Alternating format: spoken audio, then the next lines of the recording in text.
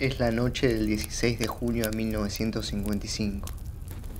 Los bancos de las iglesias de Buenos Aires arden en llamas. Un párroco escondido hierve de ira. Después del intento del mediodía se convence. Esta vez no pueden fallar. Es la hora definitiva del golpe.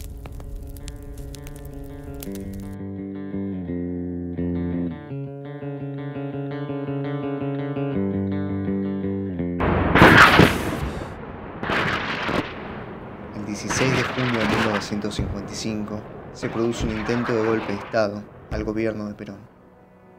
Aviones con cruces pintadas en sus costados bombardean la Plaza de Mayo y buscan refugio en el Uruguay. Mueren 308 personas y unos 700 civiles son heridos. Esa misma noche, militantes peronistas furiosos salen a quemar iglesias. Esta institución, así como la Marina y la Fuerza Aérea, son responsables del intento golpista y la masacre criminal. El clima político se va poniendo cada vez más espeso. Para septiembre de 1955, el peronismo se veía vaciado de poder real y no podía contener el avance golpista. Finalmente, el 16 de septiembre de ese año, se produce el golpe. Después del golpe del 43, la figura de Perón fue en ascenso y su popularidad en las masas lo llevó a la presidencia en 1946, cuando la misma dictadura concedió elecciones. Los golpistas entendían que la sucesión de Perón consolidaba la continuación del régimen con el aval popular, una vez que la depuración sindical fue realizada con la eliminación de socialistas y comunistas de la CGT.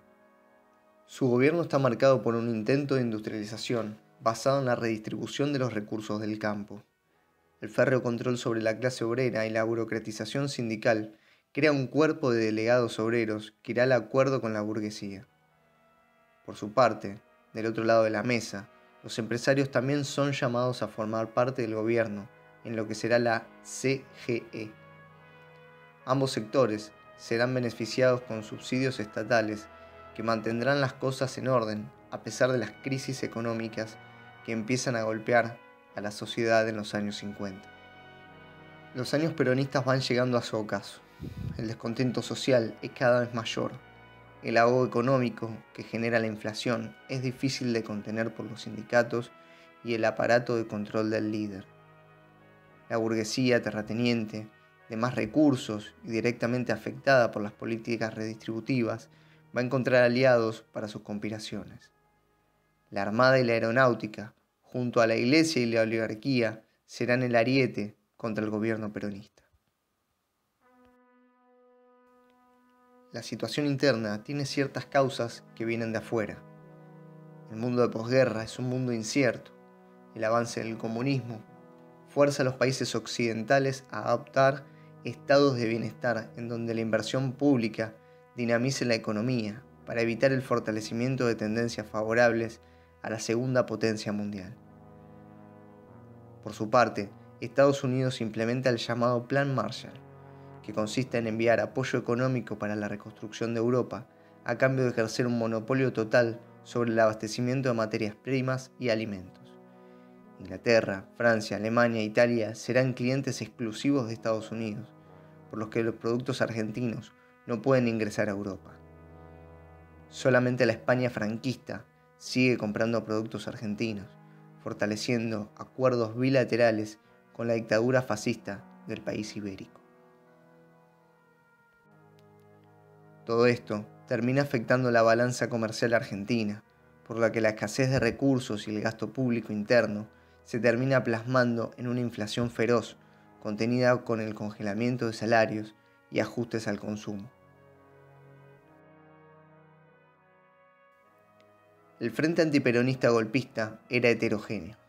Lonardi estaba apoyado por grupos católicos y militares de tendencia nacionalista, y en consecuencia no quería destruir la obra nacional y popular de Perón, sino eliminar las características negativas que le atribuían, como el personalismo o la corrupción.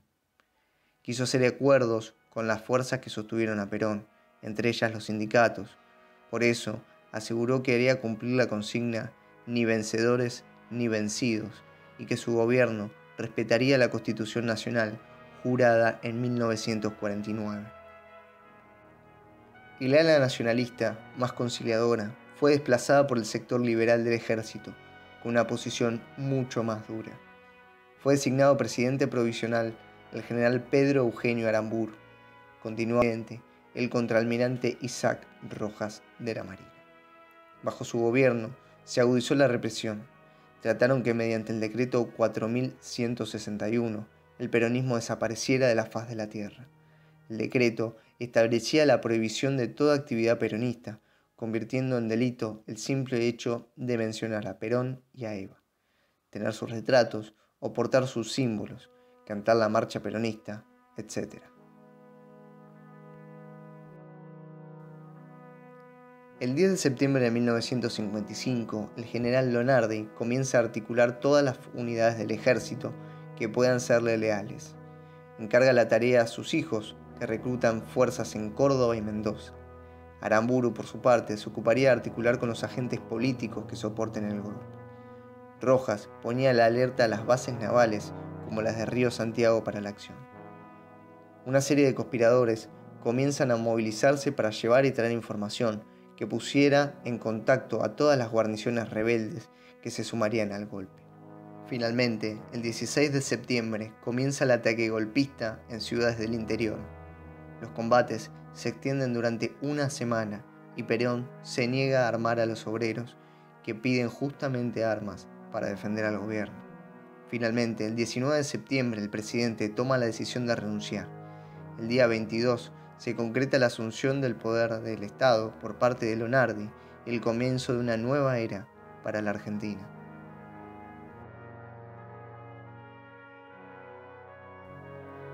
El golpe del 55 se hizo llamar Revolución Libertadora, banalizando completamente ambos conceptos. Lo cierto es que fue un régimen con escaso consenso social. Su duración lo demuestra, fueron 3 años a la cabeza del Estado. Luego, los militares necesitaron pasar a un régimen de democracia tutelada, en donde las reglas de juego las ponían los jerarcas de las Fuerzas Armadas. La burguesía nacional agroexportadora se consolidaba como clase social dominante y marcaría el ritmo de los tiempos en los años siguientes.